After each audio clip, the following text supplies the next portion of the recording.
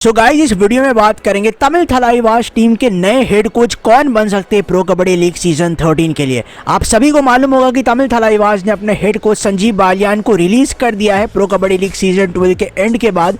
और कौन नया हेड कोच बन सकता है, आप सबको मालूम है क्या कुछ हुआ है मैनेजमेंट और टीम के कोचेस के बीच में, प्लेयर्स के बीच में। तो क्या कुछ नया आजमाया जा सकता है, कौन इस टीम के नए हेड कोच बन सकते हैं, कौन कौन से ऑप्शंस अवेलेबल है, उसको जानेंगे। आप सब्सक्राइब वगैरह कर लीजिएगा।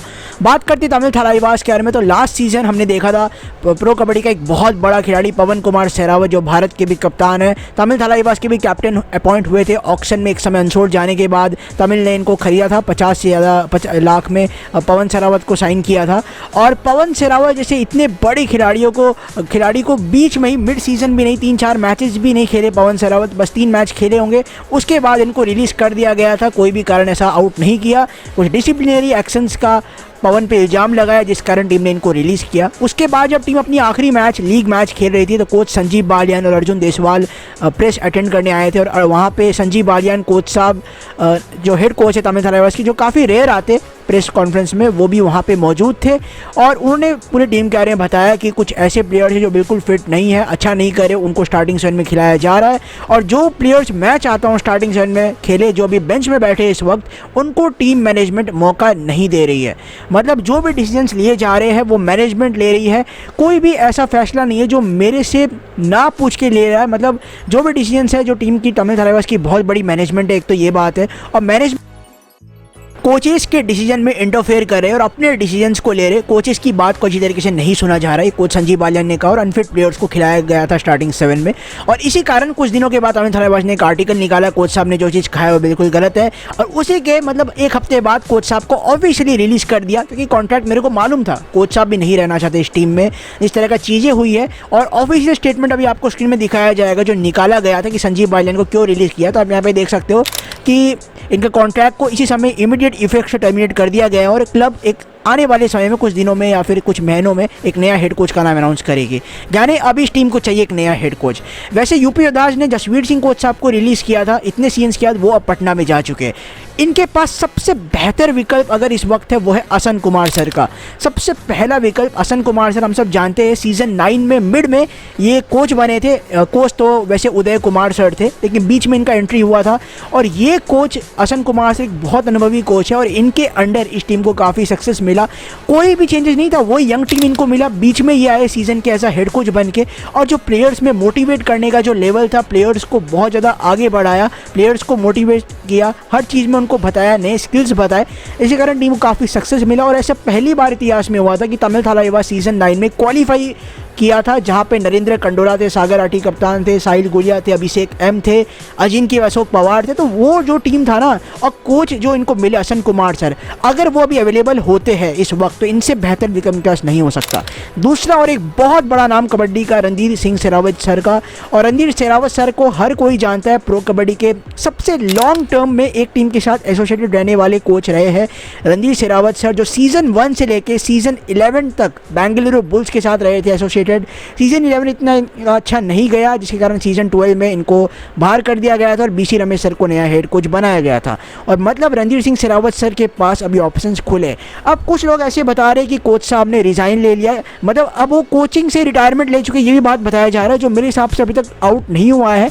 अगर रणधीर सेहरावत सर यहाँ पे एलिजिबल है और वो चाहते हैं तमिल थलाइवास हेड कोच बनना, तो ये पॉसिबल हो सकता है। इसका एक और कारण क्या है पॉसिबल होने का, कोच साहब ने जब एक पवन पे वीडियो बनाया था, जब उनको रिलीज़ किया गया था, कोच साहब ने कहा था कि मैनेजमेंट से बहुत अच्छी तरीके से मेरी भी बातचीत होती रहती है। अब इस बात से ऐसा लगता है कि कोच साहब अगर इस टीम में आ जाए और तमिल थलाइवास के साथ एक बहुत अच्छा कैंपेन रन हो सकता है। लेकिन बात यह भी है कि मैनेजमेंट को इंटरफेयर नहीं करना होगा, कोचेस को अपने हिसाब से चलाने दो टीम को। अगर मैनेजमेंट ज़्यादा इंटरफेयर करेगी तो ऑब्वियसली कोचेस का भी मन नहीं करेगा उस फ्रेंचाइज के साथ रहना। अगर ये कोच बन जाते तो काफ़ी अच्छी चीज़ हो सकती है।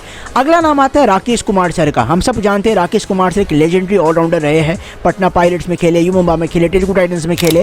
और ज़्यादा कोचिंग कैरियर की बात है, यू मुंबा मिलासियन आई थिंक उससे पहले बात करते हैं, पहले हरियाणा स्टीरियर्स के हेड कोच रह चुके हैं सीजन 8 में, 7, 8, 9, ये कुछ 2-3-4 सीजन, आई थिंक 2-3 सीजन से कोच बने थे उसके बाद बीच में गायब हो गए थे। उसके बाद युवा में लास्ट सीजन, ये सीजन 12 की बात है, साइन किया गया था इनको हेड कोच के रोल पे। एक फोटो देख रहे हो सुहेल चांडोक जो CEO है इनके साथ, लेकिन कुछ कारण से लॉन्ग टर्म की तरह ये ऑप्शन नहीं देगी युवा को। इनको चाहिए था कि एक लॉन्ग टर्म कंटेंडर मिले कोच के रोल पे, तो वो चीज़, वो रेस्पॉन्सिबिलिटी ये नहीं ले पाए थे। अगर तमिल थलाइवास इनको शॉर्ट टर्म में रखती है या फिर कुछ और तरह से कॉन्ट्रैक्ट बनता है और अगर ये चाहते हैं बनना, तो राकेश कुमार एक बहुत अच्छे ऑप्शन है। अगला नाम आता है रणदीप दलाल सर का। इनको तो हम सब देख लिए होंगे last season, I think season 12 की बात है, जब अनूप कुमार कोच थे। बाद में लास्ट में इनको 4-5 मैचेस के लिए लाया गया था जहां पे टीम्स के रिजल्ट्स हमें देखने को मिले। सर्विसेज के कोच थे और टीम में ज़्यादातर सर्विसेज के प्लेयर्स थे, जैसे अंकित जगलान, दीपक राठी।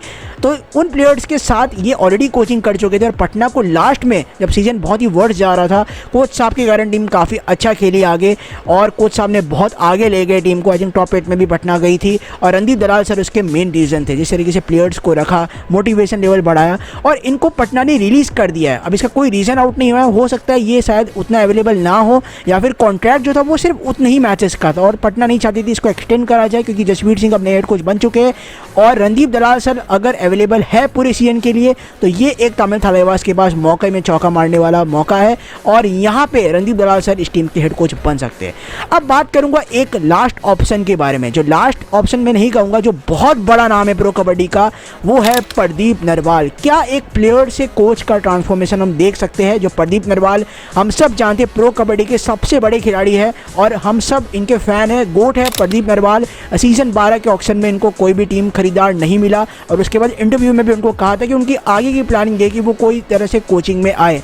वो प्रदीप नरवाल की अगर मैं बात करूं तो इतने बड़े खिलाड़ी है और अगर प्रदीप नरवाल कोच बन जाते ना कोई टीम के, एक तो ये बात है टीम अब देख रही है यंग ऑप्शंस। कोचिंग में भी देखा जाता है कि इस टीम के पास यंग ऑप्शन, यानी अभी कुछ साल पहले रिटायर हुआ है, तो वो फ्रेश लेग्स भी होते हैं। प्रदीप नरवाल के पास वो मौका बन सकता है, इतना ज़्यादा लंबा कबड्डी कैरियर रहा है और अगर प्रदीप नरवाल कोच बन जाते तो ये एक अलग तरह का फैन बेस लाएगा और तमिल थलाइवास का व्यूअरशिप भी अप कर सकता है। लेकिन मैनेजमेंट के ऊपर सब कुछ है, उनको कोचेस के डिसीजन में इंटरफेयर नहीं करना चाहिए, क्योंकि इतना बड़ा खिलाड़ी, इतना बड़े कोचेस आपके साथ रह रहे, लेकिन उनको उस तरह का सक्सेस नहीं मिल पा रहा कि आप काफ़ी इंटरफेयर कर रहे हो डिसीजंस में। तो अगर तमिल थलाइवास चाहती है एक यंग ऑप्शन प्रदीप नरवाल को आजमाया जाए एज अ हेड कोच, एक नया पोजीशन हो सकता है, इसमें सोचा जाएगा। मैं आपको बता दूं, प्रदीप नरवाल को अगर आप कोई भी टीम के कोच बनाते हो तो सोचा जाएगा कि वो कभी कोई भी तरह का हेड कोच नहीं बने, अभी तक कोई भी तरह कोचिंग का एक्सपीरियंस नहीं है, लेकिन वही है ना, शुरुआत जब होता है तभी धीरे धीरे एक्सपीरियंस गेन होता है। प्रो कबड्डी के तो इतने बड़े खिलाड़ी है प्रदीप नरवाल, आई थिंक सबसे बड़े खिलाड़ी मैं प्रदीप नरवाल को मानूंगा, जो प्रदीप नरवाल ने प्रो कबड्डी के लिए किया है, जो अपना नाम कमाया है।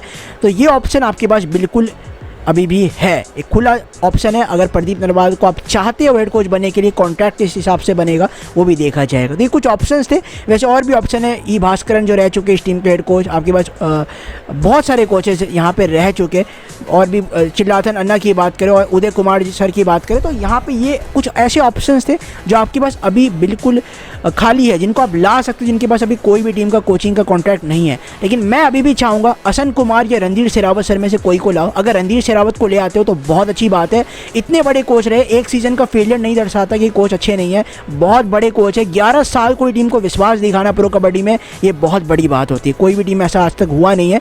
तो ये कुछ ऑप्शन है तमिल थलाइवास आजमा सकती है। आपके हिसाब से कौन तमिल थलाइवास के नए कोच बन सकते हैं इन ऑप्शंस में? कमेंट करके मेरे को बताओ, क्या प्रदीप नरवाल को बनना चाहिए हेड कोच, उसके बारे में कमेंट करके बताना। इस वीडियो में इतना ही।